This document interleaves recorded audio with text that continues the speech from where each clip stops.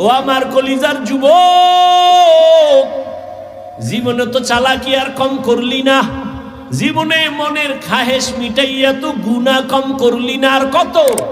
মনে চাইছে পার্কে যাবি, দৌড়াইয়া গেছো, কেউ বাধা দিছে, কেউ নাই। মনে চাইছে নামাজ পড়বি না, পড়ো নাই। মনে চাইছে মেয়েদের নিয়ে আড্ডা দিবি, আড্ডা দিছো, আর কত? এখনো কি ফিরবি না?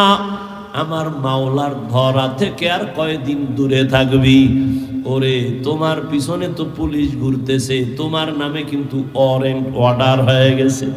পুলিশ কিন্তু ধইরাই ফালাইবে, যেদিকেই যা পালাও, পালাবার সুযোগ নাই। দুনিয়ার পুলিশ যদি ধইরাই ফালায়, ওরে আজরাইল নামের গোয়েন্দা তোমার পেছনে ঘুরতেছে, তোমার নামে ওয়ারেন্ট জারি করা আছে, কখন যে ধইরা ফেলবে।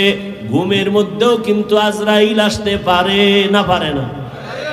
এই চিন্তা যদি করতে যুবক, বিছানায় শুইয়া দরওয়াজা জানালা বন্ধ করে কানের মধ্যে গানের তার লাগাইয়া ঘুমাইতে পারতি না রে বাবা।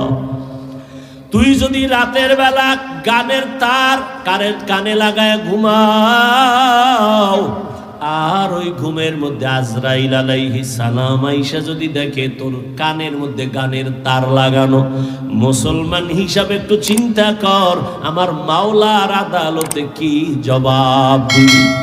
ও যুবক বাবারা, তোমার মতো যুবক একটু নজর দিয়া তাকায়া দেখো, আমি যে এতক্ষণ তোমাকে বয়ান করতেছি চিল্লাইয়া, কত কষ্ট। দুনিয়াতে কথা বলার মতো কষ্টের আর কোনো কাজ নাই। দুনিয়াতে উলামায়ে কেরামের মতো কষ্টের কাজ আর কেউ করে না। এই জাতিকে নিয়ে উলামায়ে কেরাম যেই পরিমাণ ভাবে, দুনিয়াতে আর কেউ ভাবে না। এই জাতির জন্য উলামায়ে কেরাম যেই পরিমাণ চোখের পানি ফেলে আর দোয়া করে, আর কেউ ফেলে না রে বাবা। উলামায়ে কেরাম নিজের ছেলে মেয়ে পরিবারের জন্য এত চিন্তা করে না, উম্মতের নিয়ে যেই চিন্তা করে। এই কারণেই তো মাথার পাগড়ি মাজায় বেঁধে বৈষম্য বিরোধী আন্দোলনে ছাত্রদের মাঝে মাঠে নাইমে গেছে, জীবনকে বাজি রাখিয়া ক্ষমতায় বসার জন্য না, একমাত্র জালেমের জুলুম থেকেই জাতিকে বাঁচাবার জন্য। আউলিয়ারা কারে উকবা ইখতিয়ার, জাহেলারা কারে দুনিয়া ইখতিয়ার।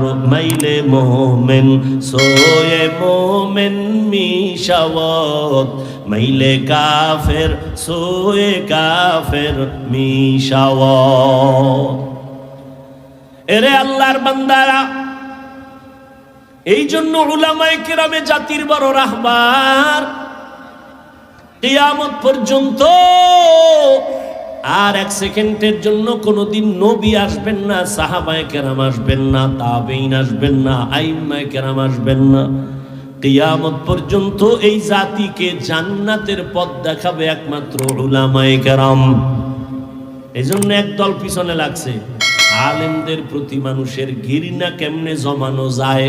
কারণ আলেমের প্রতি যদি মানুষের ঘৃণা জমে, তখন আর আলেমের পিছে নামাজ পড়বে না, বয়ান শুনবে না, আলেমের কাছে যাবে না, ইসলামের বাতি এমনেই নিভে যাবে। এই ষড়যন্ত্র চলতেছে, আবার বেঈমানেরাও চালাচ্ছে, কিছু মুনাফিকেরাও করতেছে। এজন্য আমি সারা দেশে আমি চিৎকার করে বলি, যারা আলেমের বিরুদ্ধে ফেসবুকে লেখে, জবানে বলে, প্রত্যেকটা সন্তান মা বাবার অভিশপ্ত সন্তান। একটা সন্তানও মা বাবার আদরের না, সবগুলো সন্তান মা বাবার অভিশপ্ত সন্তান। আব্দুল্লাহ ইবনে মাসউদ রাদিয়াল্লাহু তাআলা আনহু নবীজির সামনে বসে আছেন, আরো কয়েকজন সাহাবা। হঠাৎ একজন উঠা চলে যাইতেছে, আর একজনে তার নামে বদনাম করতেছে। নবীকে, এই দাঁত খিলাল কর। কেন? কয় তোর দাঁতে গোস্ত ঢুকছে। গোস্ত? কয় ইয়া রাসূলুল্লাহ, এক মাসে গোস্ত খাই না। মাত্র না খাইলি? গীবত করলি, মরা ভাইয়ের গোস্ত খাইলি। ইয়া আইয়ুহাল্লাযীনা আমানু ইজতানিবু কাসীরাম মিনায-যন্ন ইন্না বা'দায-যন্নি ইসমুন ওয়া লা তাজাসসাসু ওয়া লা ইয়াগতাব বা'যুকুম বা'যা আইয়ুহিব্বু আহাদুকুম আন ইয়াকুলা লাহমা আখিহি মাইতান ফাকারিহতুমুহু ওয়াত্তাকুল্লাহ ইন্নাল্লাহা তাওয়াবুর রাহিম।